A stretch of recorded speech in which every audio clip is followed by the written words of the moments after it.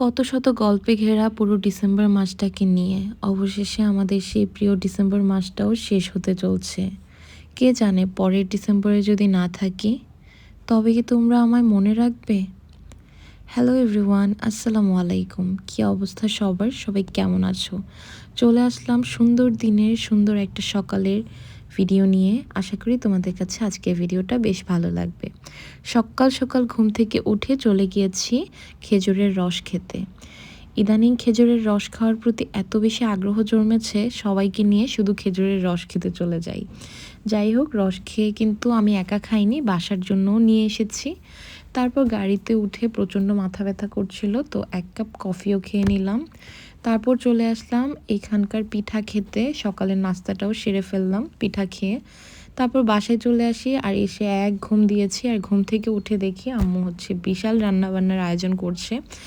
অনেক রকমের পিঠা বানাচ্ছিল। তো আমি ঘুম থেকে উঠে দেখি অনেক ধরনের পিঠা অলরেডি হাফ বানানো শেষ হয়ে গিয়েছে।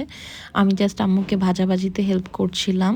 আর এই পিঠাটার নাম কি, তোমরা কে কোন নামে চিনো বা জানো আমাকে অবশ্যই কমেন্ট করে জানাতে পারো। আর তোমরা অনেকেই ভাবো আমি মনে হয় কোনো কাজকর্মই পারি না। একবার একটা আপু কমেন্টও করেছিল, দেখো এই সুন্দর করে এই পিঠাগুলো কিন্তু আমি নিজেই বানিয়েছি।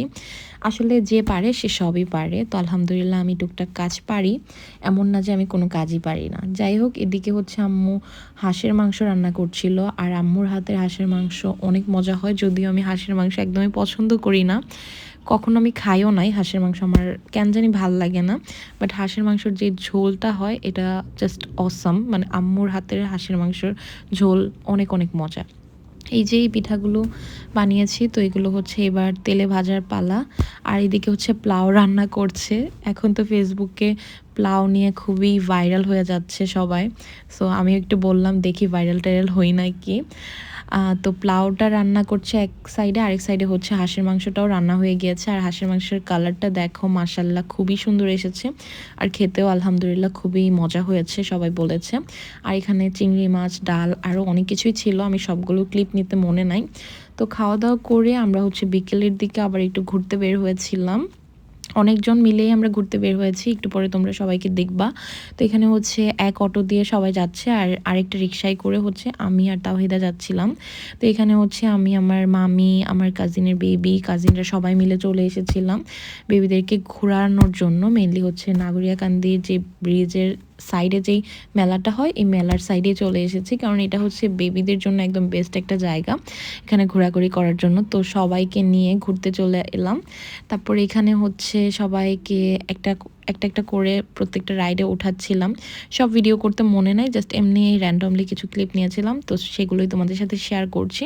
তো একদম সূর্য নামার আগেই আমরা বাসায় চলে আসি, যেহেতু শীতকাল, রাস্তাঘাটে মানে প্রচণ্ড ভিড় হয় সন্ধ্যার পর। তো বাসায় এসে দেন রেডি হয়ে আবার একটু বের হয়েছিলাম, একটা কাজ ছিল, কাজটা শেষ করে আসার সময় দেখলাম এখানে কার যেন বিয়ে হচ্ছে, মানে কার যেন জীবনে ধ্বংস হতে যাচ্ছে। যাই হোক, মজা করলাম। তারপর আমি আর তাহিদা একটু বের হয়েছিলাম চা খাওয়ার জন্য।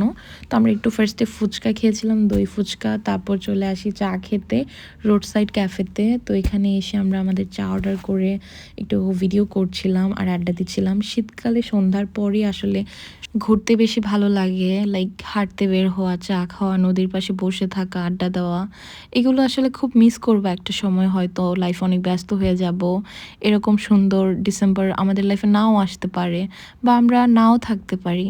সো সময় থাকতে আসলে লাইফটাকে এনজয় করা উচিত। তো আমি আমার লাইফে কোনো রিগ্রেট ফিল করতে চাই না, সেজন্য প্রত্যেকটা মুহূর্তে এনজয় করি আলহামদুলিল্লাহ।